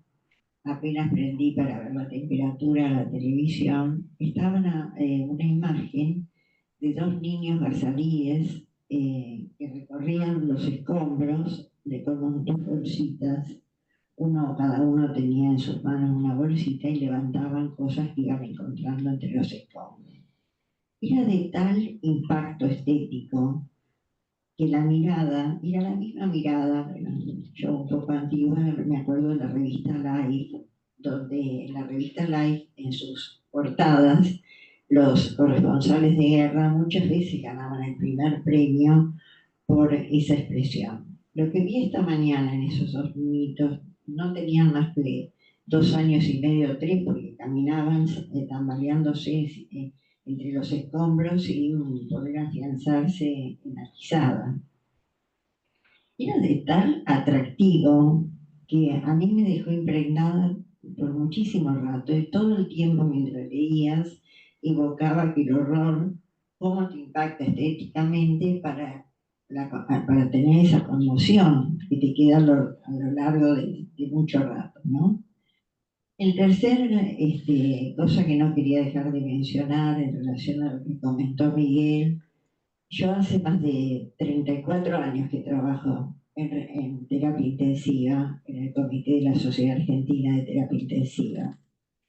Y digo que hemos recorrido un largo camino, pero en realidad los principales obstáculos de hace 20 años atrás los daban las instituciones psicoanalíticas para que los psicoanalistas no pudiéramos entrar a esos espacios. Si íbamos a las escuelas, éramos las chicas que van a las escuelas, no las psicoanalistas que van a las escuelas. Si íbamos a algún territorio más marginal, de mayor conmoción social, éramos como asistentes sociales, no psicoanalistas que íbamos a las villas. Y en terapia intensiva, los horrores de las experiencias asistenciales, pero también los de la vida, sin el COVID, tal vez la terapia intensiva no hubiera tenido la entidad, ¿no es cierto?, que tuvo para todos nosotros, pero sobre todo para el personal médico. Entonces, hasta las sociedades psicoanalíticas tuvieron que reconocer que se puede hacer psicoanálisis en la comunidad y que la presencia del psicoanalista es de una gran utilidad y que es todo una práctica. Por eso estamos trabajando tanto ahora para que nos puedan respaldar si nuestras intervenciones son psicoanalíticas, a dónde está el psicoanálisis en las intervenciones que hacemos en la comunidad. Pero es un largo trabajo que es a dos puntas. ¿Cómo se resisten esos espacios a considerarnos psicoanalistas? Y cómo nuestros espacios nos dan lugar para saber si eso es psicoanálisis. La verdad es que es una batalla del día a día que se libra, y en la mayoría de los países, no solo el nuestro porque tenemos por suerte tanto despliegue del psicoanálisis que podemos compartir estas experiencias, pero se da en toda Latinoamérica y también en Europa. Es decir, no es un problema que se encuentra en las sociedades, los psicoanalistas para poder pasar a esos territorios. La primera en la próxima hora. No, bueno, dale. Disculpen, que te hago. No, está bien. ¿Sí? ¿Está bien? Bueno, yo voy a decir lo que iba a decir, pero el comentario de Maribel, de estos chicos, como se sostenían, me recordó a mi suegro, cuando él me contaba, mi suegro nació en 1910, ya no vive, pero que él a los 5 años vivía en Turquía y tenía que salir a la calle en busca de comida, y las obras que había y lo que encontraba tirado era lo que comía. Él, la familia, 5 años, se tenía que bajar los pantalones porque en ese momento, si era judío, no lo mataban. Entonces, los horrores, digo, me hizo acordar, cuando él lo contaba, era muy para poder sobrevivir a todo eso, obviamente, pero cuando lo contaba, los ojos eran como lo que vos vas contando, y se debilitaba y era una cosa, ¿no? Algo que trasciende como cómo convivimos con estos horrores.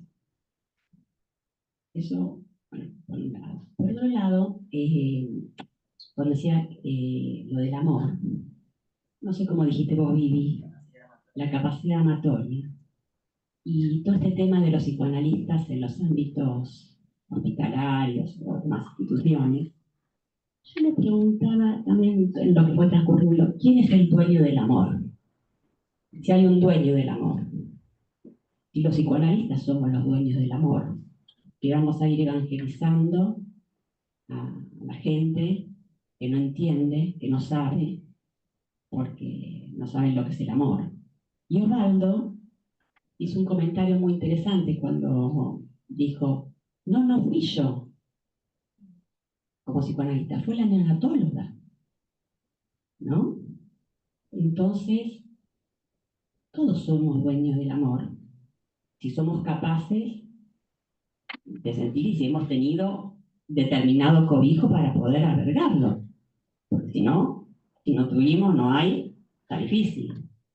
Entonces me parece que esta dificultad, yo no coincido con Maribel que esto es una batalla en distintos ámbitos. Yo trabajé muchos años en el Hospital Ramos Mejía, en Interconsulta, trabajé en el Hospital Posadas con bebés prematuros, o sea que de esto que van contando, conozco, y depende de la postura que tenga el psicoanalista. Si la postura es mi visión. El psicoanalista, yo tengo el saber, yo tengo el amor, ustedes no saben, yo les vengo a traer, vengo a la conquista, claro que se produce un enfrentamiento.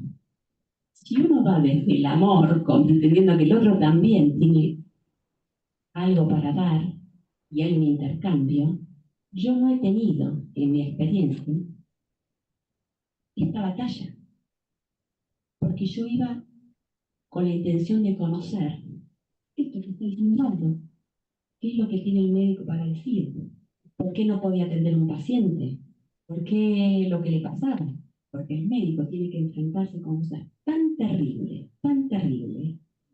Yo logré en el Posadas ir a que no se podía, hablar con el jefe de neonatología. Que no, que duro, que lo... Bueno, voy. Me dejó ir, me dejó ver los bebés prematuros, que yo estaba horrorizada porque como me los describían, eran bebés.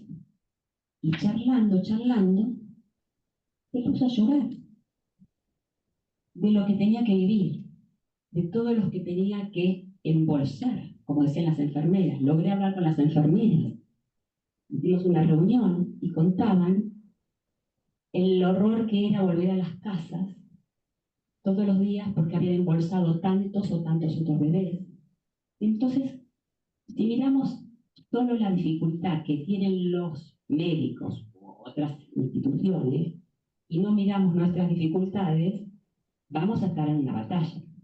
Ahora, si todos partimos de la base de que el amor está en todas partes, me parece que podríamos salir de la batalla y entrar en otro camino. Bueno, eso. Gracias, Lisa. Bien, claro.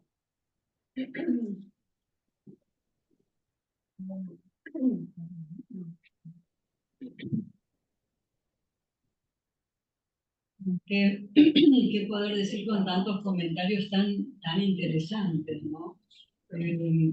Lo que puedo decir es, bueno, una de las cuestiones fue complejo pensar, porque el trabajo de Osvaldo es tan rico, como yo no me acuerdo, alguien comentó, como si fueran perlas en las que cada frase uno podría tomar un concepto, una idea y desarrollarlo.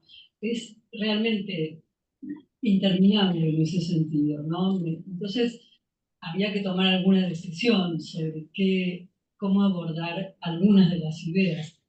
Y en una charla que tuve con Osvaldo me dice, bueno, pero algo de lo que sabes de arte, algo de lo creativo, que me parece que está acá y pero además está en la poética, me parece que recorre también el texto de Osvaldo, ¿no? Porque él inicia con un teorema donde la hipótesis es poética, maravillosa, no sé si no la tengo acá escrita, pero era algo así como ese ondular entre la alucinación y el deseo, ¿no?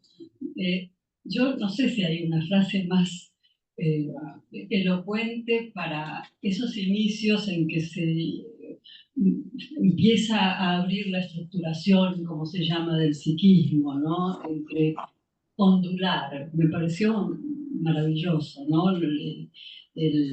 Lo conocido a medias, lo vislumbrado, es el lugar perfecto para hacer ondular deseo y alucinación. Claro, como si hubiera leído a Freud, ¿no? Cuando empieza a trabajar entre la alucinación y el deseo y lo que hace a la estructuración psíquica. Solo que habla de un ondular, ¿no? Y lo desconocido. Me parece que eso ya le da una textura totalmente distinta. Y quizás me sentí convocada por esto que hablábamos con Osvaldo, ¿no? De ver cómo entrar en esa textura que se percibe a lo largo de la enorme riqueza. Como dije, yo había marcado como un montón de líneas y elegí estas. Quiero agradecer mucho los comentarios de todos y la posibilidad de estar aquí con ustedes, ¿no? El riesgo es como irse de un lado o irse del otro en esa ondulación, o quedarnos solo en el material, que es atractivísimo, y la cuestión de la investidura o de la implicación libidinal psicoanalítica en este campo nuevo, podríamos decir, porque se crea un campo, ¿no? En la terapia intensiva de los neonatos con Osvaldo. No digo que sea el único que lo hizo, pero se muestra cómo se configura algo distinto y darle también espacio a las metáforas. Entonces, Osvaldo me dijo, hacer metáforas, si querés. Por eso apareció esta idea de lo descerebrado, ¿no? Porque uno a veces lo usa, lo ve, y me pareció que tiene que ver con cuánta gente circula descerebrada en lugares extraños, como dijiste, Miguel, y toma decisiones, o cuántos descerebrados tratamos, y los tratamos. tratamos sin pensar que son descerebrados, por ahí pensamos en categorías psicoanalíticas, ¿no? Muchas gracias a Carlos Tavia, Gabriela Goldstein, aquí. Me gustó mucho lo que trajiste del tiempo para poder destruir lo que ya no se necesita, ¿no? De la parte de uno mismo incluso, y dar lugar a otra cosa. Y sí me queda, digamos, quería decirle a Osvaldo que yo pienso que vos, a ver, no sé si entraste en el orden materno literalmente, esta es mi idea, no, yo pienso que un analista es materno y paterno, las dos cosas, pero que es cierto que podemos inclinarnos más a un lado o al otro y poder empatizar o entrar en el orden materno sosteniendo la dimensión simbolizante, potencialmente simbolizante que porta un analista, creo que es la clave, ¿no?, de nuestra posición, ¿no? Más bien no te quedaste en el médico que solo mira un objeto y abriste la escucha. Y creo que todos hablamos del amor no correspondido. Me parece que nos correspondería otra reunión para hablar de ese tema. Pensaba los sonetos de Shakespeare, ¿no?, sobre el amor no correspondido, todas las obras del mundo del amor no correspondido. Y bueno, pienso que la transferencia es uno de los lugares del amor correspondido en cierta forma posible. Y también quizás la frase de Lacan es interesante en este punto, ¿no? Dar lo que no se tiene a alguien que no lo es. Es una idea del amor no complementario perfecto, ¿no? Y de dar algo más de lo que uno puede, como lo que vos hiciste, a algo que no sabemos bien qué es o que no lo es, pero que puede ir siendo algo más humanizable para todos en el tiempo necesario. Así que bueno, muchísimas gracias. María Elena. Qué bueno que me dio chance de hablar. Bueno, muy conmocionada. El trabajo me parece precioso, admirable los comentarios de Gabriela también. Y bueno, les quería pedir si puedo organizarles una reunión científica para que vuelvan a presentar este trabajo tan bello. Lo pensé como el Grupo Aragonés de Estudios Psicoanalíticos, al que estoy recién perteneciendo, la ASOBEP y la Asociación Iberoamericana de Neuropsicoanálisis, que va a ser interesante que ellos aporten esa visión del neuropsicoanálisis, ¿no? Bueno, lo voy a ir planeando. Les advierto que los voy a invitar a participar.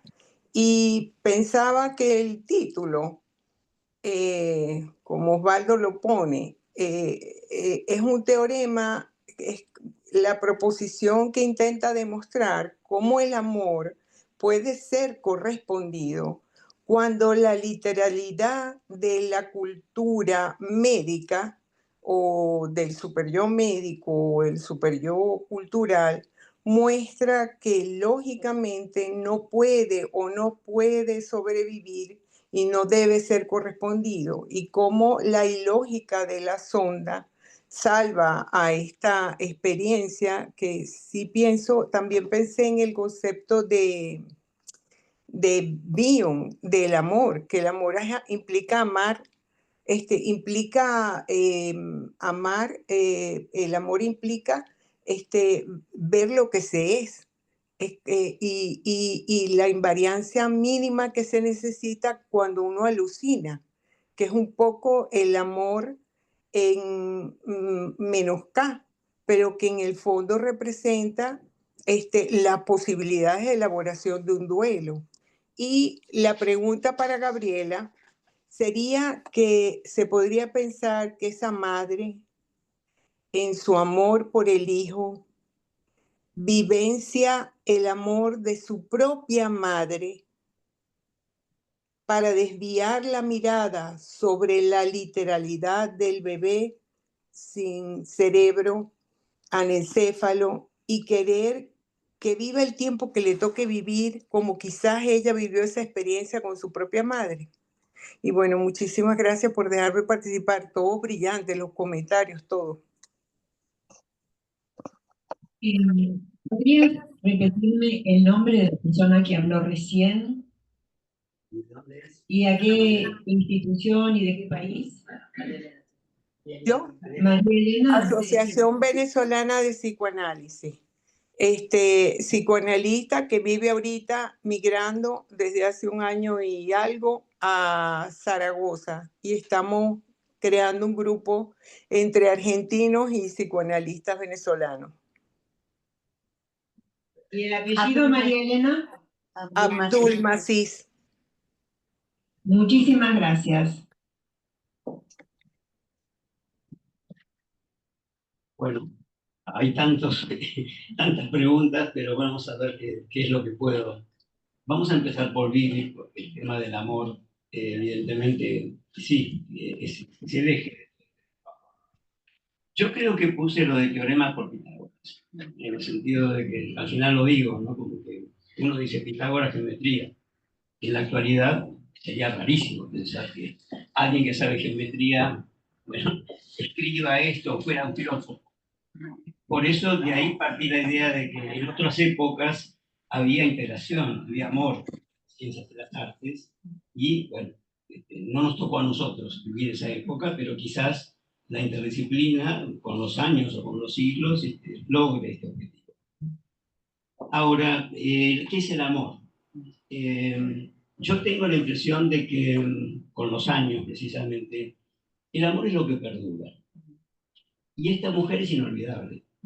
Yo creo que esta experiencia con ella, con los años, me llevó a darme cuenta que yo no podía olvidarme de ella. Como que nunca había visto y vivido, porque acá está de vuelta los dos elementos de Freud, ¿no? Lo económico, la intensidad, y también la metáfora. Una persona que en la primera entrevista, digamos, primero se acerca de esta manera, me cuenta sueños, cosa que además todas las entrevistas, durante los 9 meses, digamos, yo la veía 2 veces por semana en el hospital, ella siempre tenía sueños, pero además sueños ligados con toda la situación, no como si tuviera una doble versión.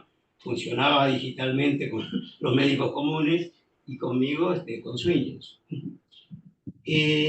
Cuando yo escribí por primera vez este trabajo, fue un historial de 9 meses, que lo llamé Trayendo a la vida un caso. Progresivamente me di cuenta que el tema volvía a aparecer cada vez más abstracto en la medida que lo iba presentando, porque era un poco la repercusión y las palabras que otros me aportaban lo que me permitía seguir escribiendo.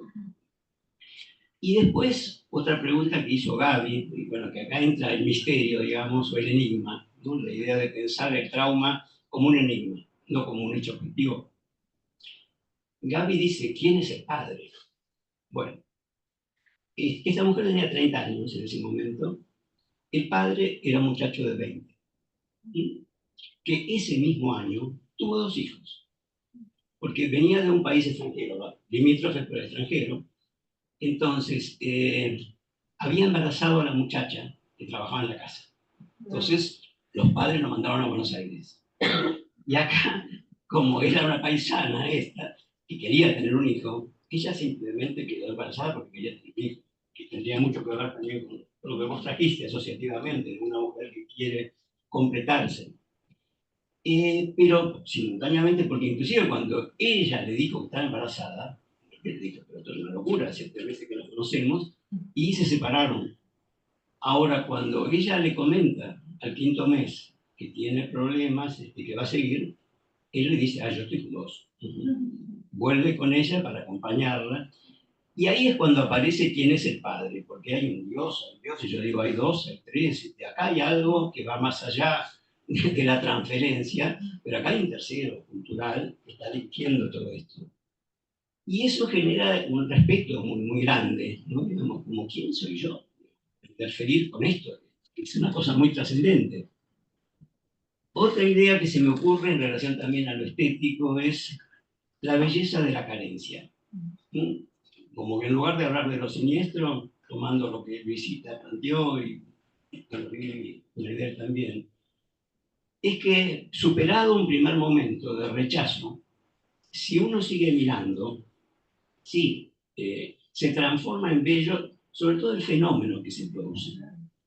Porque cuando vos hablas, por ejemplo, del orden materno o paterno, yo quise decir como que en términos de orden materno, en el sentido de que pude darme cuenta que dos eran uno. Evidentemente, como que pude compartir eso no como una locura, no sino como que él era parte de ella. Y es más, yo creo que en los 9 meses que él fue cambiando, ella inclusive llegó a verlo sonreír. Para ella apareció la sonrisa social. Yo tenía mucha dificultad para verlo a él. Ahora, cuando yo de lejos la veía a ella, con él en brazos, eso era hermosísimo. Era la Virgen y el Niño. Era una imagen así que estaba completa cuando estaban juntos. Es decir, yo nunca pude verlo y disfrutarlo. Pude verlo más, lo del turbante, todo esto. Podía, digamos, pero el placer estaba en lo estético ligado por lo menos a dos. Y después el fenómeno, ahí me va a entender Miguel y Luisita, que se fue dando, digamos, como misterio y como cosa trascendente del hospital. Porque, bueno, como era extranjero, bueno, vamos a decir la verdad, era paraguaya. Entonces, el tipo crecía. Y el jefe de enfermeros un día lo enfrenta al jefe de servicio y le dice, doctor, ¿usted piensa hacer un bonsai? Porque claro, no estaba en la incubadora. Entonces, ¿qué pasó? Arnaldo André, el paraguayo que se enteró de la situación, mandó de regalo una cuna, lo cual produjo otro escándalo. No dejaron entrar la cuna, pero el jefe de servicio, bueno, lo puso en una cuna, con lo cual era toda una situación totalmente insólita, extraña para el hospital, pero se transformó en una especie de niño Dios. Venían todos a ver los regalos, no solo Arnaldo André, y ella se convirtió en la madre del año, en el sentido de que una mujer que de entrada, al contrario, escondía, ponía como una cortinita para que no lo vieran al bebé, bueno, pasó a ser una mujer reconocida.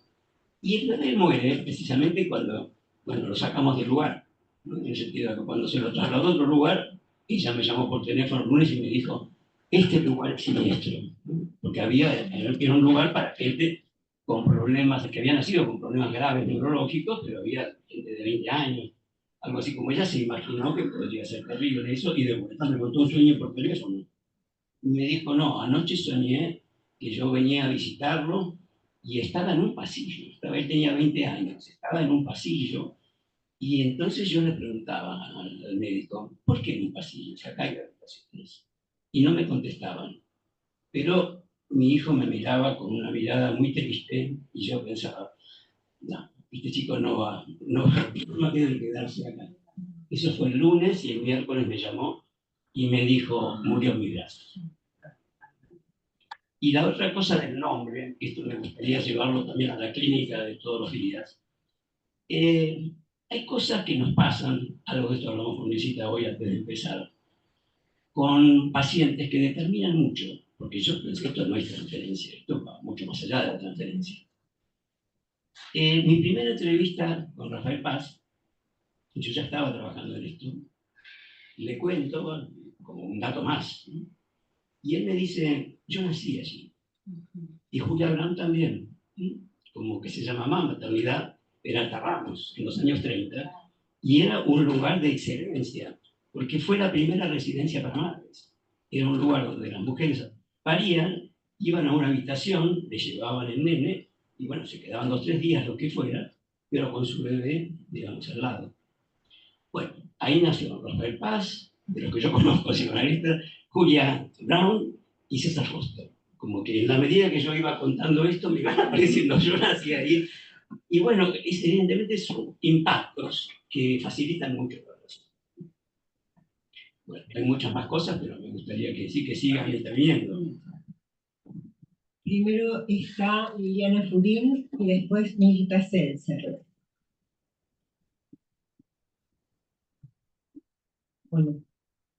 Bueno, es muy interesante porque muchas de las cosas que yo había pensado preguntarte y comentarte las contaste.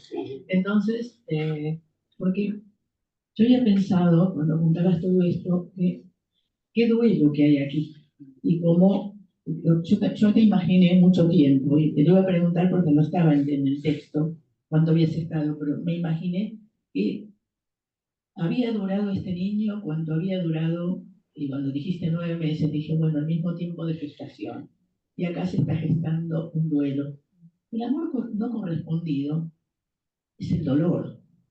O sea, lo que engendra el amor no correspondido es el dolor. Y acá realmente esta mamá tiene un dolor muy, muy profundo que se le mezcla con ese amor que está vivo porque ella está haciendo ese duelo. Y yo creo que los dos, vos y ella, están haciendo este duelo tan particular, ¿no? Tan particular. Y me encantó, digamos, me encantó en el sentido de las imágenes que traías, porque creo que eso de lo que hablábamos de la dimensión estética y también del dolor, y de cómo el dolor va armando esas dimensiones junto con el amor. Es fueron muy gráficas en tu relato ahora, ¿no? Hasta que uno se pudo imaginar, o yo ya me imaginaba el hospital cuando lo contabas, ¿no? O sea, cómo pudiste comunicarnos estas dimensiones. Creo que uno de los valores más, creo que un valor importante de este trabajo también es la posibilidad que tiene de transmitir y de transmitir estas sensaciones. Acerca del amor compasivo, qué difícil que es sustraerse de toda la cuestión religiosa que tiene que ver con la compasión y pensarlo realmente desde un punto de vista nuestro. ¿Cuánto de amor compasivo tenemos que tener con nuestros pacientes para poder entenderlos? ¿Cuánto podemos tener que poder salir de eso para no engañarnos y para no ser ingenuos? Creo que son temas que hacen mucho, especialmente la formación de psicoanalistas, o sea, porque todos los experimentamos, pero ¿cómo lo compartimos? ¿Esto se puede enseñar? ¿Este es un atributo que uno trae? ¿Cómo lo trae? Creo que son preguntas muy válidas para formularse. Mirta.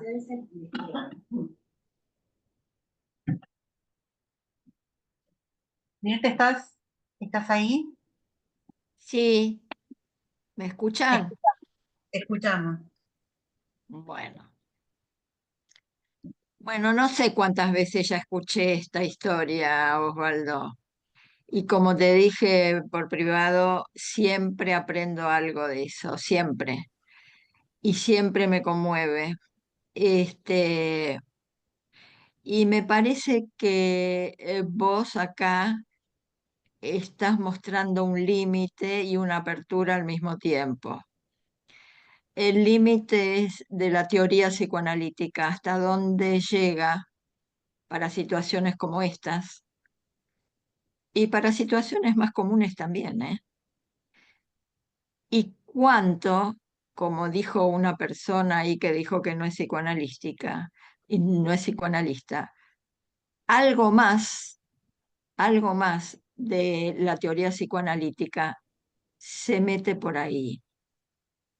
Y creo que vos lo mencionás en el trabajo, la apertura que tenemos que tener con otras disciplinas, la apertura que tenemos que tener en este caso o con la poesía o con la filosofía, y sobre todo el análisis individual, no cualquier análisis individual.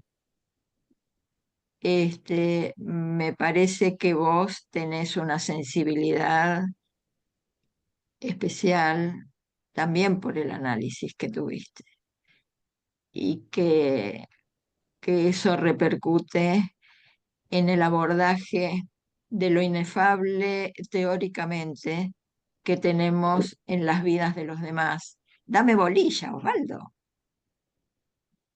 Te escucho.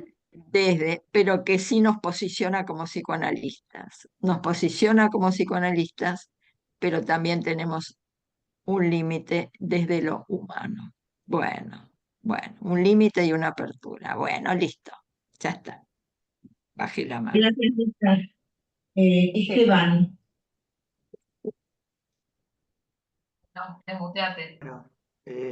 Agradecer el trabajo, muy conmovedor. Y a mí me evocó varias canciones que hablan sobre el amor. Y entonces bueno, quería leerles una poesía hecha canción de Silvio Rodríguez, que tal vez la conocen, pero dice: debes amar la arcilla que va en tus manos, debes amar su arena hasta la locura, y si no, no la emprendas, que será en vano. Solo el amor alumbra lo que perdura, solo el amor convierte en milagro el barro, solo el amor alumbra lo que perdura, solo el amor convierte en milagro el barro. Debes amar el tiempo de los intentos, debes amar la hora que nunca brilla, y si no, no pretendas tocar lo cierto. Solo el amor engendra la maravilla, solo el amor consigue encender lo muerto. Solo el amor engendra la maravilla, solo el amor consigue encender lo muerto. Eso es todo.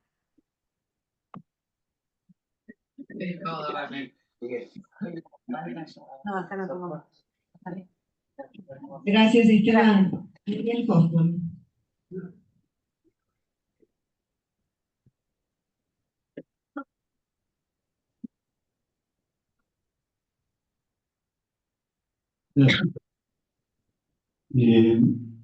Se tocó varias veces el tema de la interdisciplina, ¿no? Que es un ideal para muchos y para otros como abandonar el predio sagrado, y eso tiene multa y te la hace pagar. Me acuerdo cuando me presenté para miembro titular y llevé una investigación sobre bebés. Eso no es psicoanálisis. Dice la IPA, chicos y locos no, psicóticos y niños no se pueden presentar para trabajos. Yo me quedé helado, no sé. Esa gente con la que me había formado me estaba diciendo: agarraste para el lado equivocado. Y yo había dejado muchas cosas para poder hacer eso. Y me dolió y me quedé como un sinsabor con eso que se llama el análisis, como si fuera una mina que no se puede tocar, digamos, ¿no? Intocable. No se la puede amar tampoco, ¿no? En el sentido amplio de la palabra. Y creo que vos lo mencionaste acá, que eso, vos también tuviste que ir construyendo un espacio en el cual el psicoanálisis pudiera entrar de un servicio de terapia intensiva neonatal, que tiene que ver la terapia intensiva con nuestra ciencia. Pero si ahí pasan cosas que tienen que ver con el dolor, con el emerger, con el volver a nacer, porque muchos chicos parece que se están muriendo y de golpe renacen. Y bueno, eso también hay que poder elaborarlo. Y es todo el tiempo hay que trabajar en hacerlo comprensible y factible para uno. Y ni que hablar si uno lo quiere compartir con otros. Cada vez que me publicaban en una revista, la directora decía: esto te lo hacemos a vos. Mucho, pero podría ir acá. ¿No es cierto? ¿Vos entendés eso? No entiendo. No, pero no estás en la situación que estamos nosotros. Es decir, hay como distintos niveles de censura o de exclusión. Y por ahí el comité de la revista entendía, pero decía, che, ¿cómo estás publicando estas cosas? Y eso no puede ser, ¿no? Y ese es el eterno problema de que la teoría de uno es mucho mejor que la tuya. No entendiste las cosas que escribe Bion.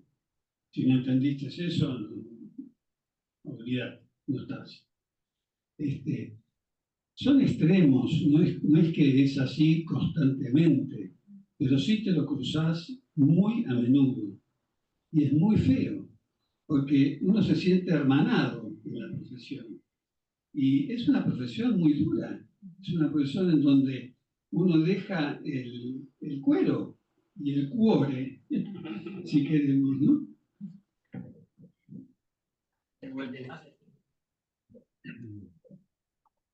Bueno, muchísimas gracias. La verdad que muy conmovedor todo lo que dijeron los dos trabajos. Creo que si no hablamos más es porque es demasiado, ¿no? Son tantas las experiencias emocionales contenidas en tantas cosas que dijeron, ¿no? Que la verdad me quedé un poco nublada y pensaba, bueno, a ver, ¿qué elijo decir de la cantidad de cosas que fueron evocando, sugiriendo? Y bueno, recién un compañero me dijo, Meli, no vas a decir nada.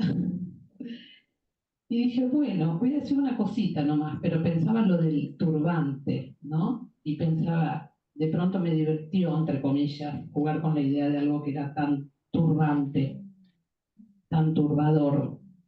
Y de pronto las ironías de la vida, ¿no? De cómo algo se empieza a volver, esto que decía Mirta, ¿no? De envolvedor, de turbante, sombrerito, algo que la cabeza se las ingenió para desarrollar y dejarnos, ¿no?, más conmovidos y asombrados. Así que bueno, la verdad que mil gracias.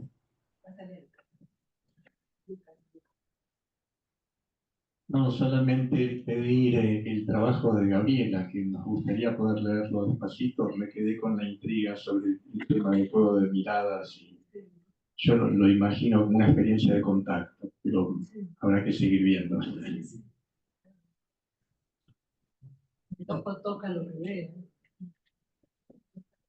Si no, no se entiende nada. Agradecemos a Gabriela Goldstein, a Osvaldo Menéndez, damos por cerrada hoy la reunión, pero no quiero cerrarla hasta antes decirle que el 22 de abril presentará su trabajo el doctor Miguel Ferrer. Así que los esperamos para seguir con estas preguntas sin y con respuestas. Gracias a todos.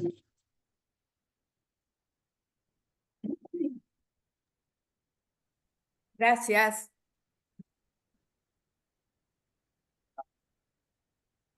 Gracias. Bellísimo.